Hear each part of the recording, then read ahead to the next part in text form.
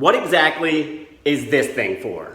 I did a video a couple weeks back on filter bags and HEPA filtration for Shop Vacs. And I mentioned in that video that I would discuss other aspects of my dust collection system. This simple device is my biggest time and hassle saver for dust collection. Today I'm going to talk about what this tool is, what it does, and how it makes our lives in the shop safer and easier. And that's coming up next on the Honest Carpenter Show.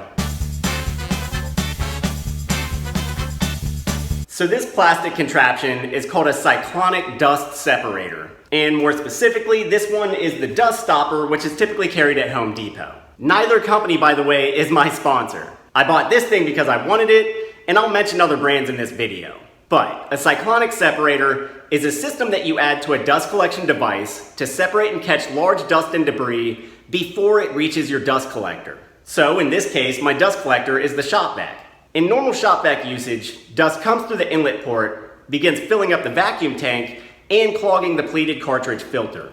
Or on my 12-gallon Ridgid, I'm using a cartridge and a filter bag. So large debris gets caught in the filter bag first, then some smaller particles are caught by the cartridge filter. But whatever your filter setup is, efficiency begins to suffer as your Shop Vac slowly fills up with both large and small particles. Cartridge filters just get caked up, clearly impeding airflow and power.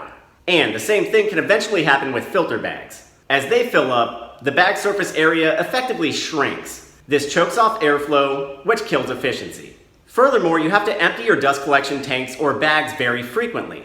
CYCLONIC separators cut down on these problems drastically. They add a filterless stage early on, which uses nothing but airflow and physics to prevent larger dust from passing through.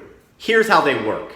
CYCLONIC separators get hooked into the airflow pipeline of your dust collector. They have an inlet port, in this case, one that couples to a 2.5-inch hose, and they have an outlet port, which leads straight to the dust collector. As the dust collector creates suction, dust and debris get drawn into the cyclone. Larger, heavier particles get spun towards the outer wall of the separator. Here they eventually fall or get channeled into the bucket container beneath the separator.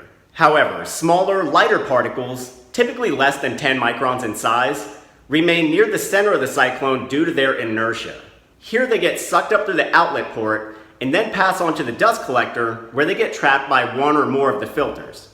This is basically the same process with cone-shaped separators and the smaller, flatter dust stopper. The spinning motion of the cyclone separates large particles from much smaller ones. And these things separate a lot of particles. A simple unit like the dust stopper can prevent 99% of particles from passing on to the dust collector.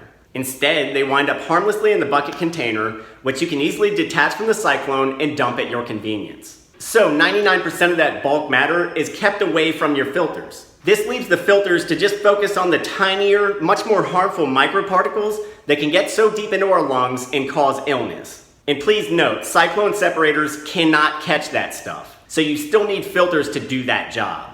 But now your filters can last dozens of times longer without needing cleaning or replacement. With these brilliant, simple attachments, it's really just a win-win for your shop.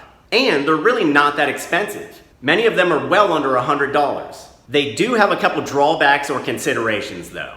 One, they can reduce suction and airflow by adding more hose and an extra stage to the process. For this reason, you want to make sure that your dust collection tool has plenty of horsepower to overcome it, usually more than 4 HP. And you sometimes need to use larger diameter hoses, like these 2.5 inches, to keep plenty of air moving through the system.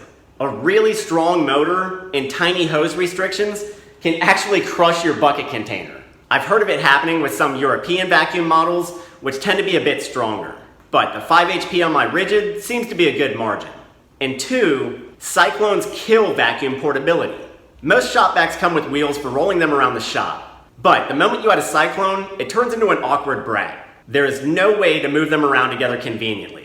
Fittings come unattached, hoses snarl up, and units tip over instantly. The only option is to build a custom cart for the two of them, which I'm gonna do soon because I wanna be able to pull mine around the shop for use on multiple tools. Also, I got the dust stopper specifically because it's much smaller with a lower profile than other models. They have this interesting donut-shaped lid that fits most any 5-gallon bucket. I've read that larger cyclones like Dust Deputy are better for catching even more particles, including finer ones. But they're so much bigger. I wanted my whole unit to be able to fit under the miter saw or even in this table saw cart. The dust stopper is really the only unit compact enough to do this. So for me, it was worth letting that 0.5% of fine particles go through to the filters. But Cyclone separators of any variety are just a great addition to your shop dust collection system. As for this video, do you have any questions on this topic? Let me hear about them down in the comments. I'll try to answer any that I can, and I'm sure that other experienced carpenters and woodworkers will offer insight as well.